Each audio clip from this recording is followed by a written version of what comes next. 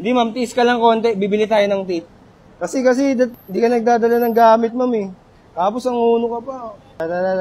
Okay, yan, ha? Tiis ka lang konti, ma'am, ha?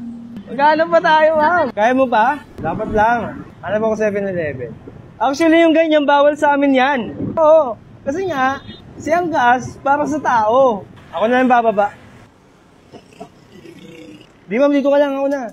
Yung gamit mo, eh. Ma'am, wala silang packing tape. Meron sila, duct tape. 150 yun. Sure ka? Okay na. Hindi, ako na. Bandayan mo na yung gamit mo. A few moments later. Pero natatanggal din natin sa tanggal dito. Pag tinatanggal, uwi ko to.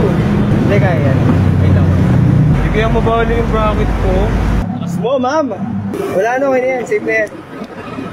Ano mo na lang, tansyahin mo na lang. Monitor mo siya. Pag feeling mo, tinutulak, ayun na yun. Matatanggal na yan. Dahan-dahan naman ako. Malayo ba ang biyahe natin, ma'am? Gumagalaw, ma'am? Gumagalaw? Ikaw yung magalaw. Ikaw yung magalaw, eh. Bakit sumasabit? Malikod mo, ma'am! Titatali na kita! Bakit kasi pasaway ka? Ba't di ka sumusunod? Malalaman nung magulang mo. Na lumayas ka? Baka naman pinalayas ka. Alam mo, ikaw lang yung nakita ko nagbakasyon ng parang dala yung lahat ng gamit. Di, okay lang yan, ma'am. Pero sa iba ba, yan? Hindi talaga nila sinasakay. Kaya, kasya siya. Kaso nga, ang concern kasi doon, hindi tayo comfortable, magmaneho. Yun yung cons nun. Kaso dahil mabait ako, generous ako sinakay kita. Dapat maging grateful ka. Di ba, ma'am? Amen! Baby, kalma. Ma'am, okay nasama kita sa vlog ko? Ito yung camera ko.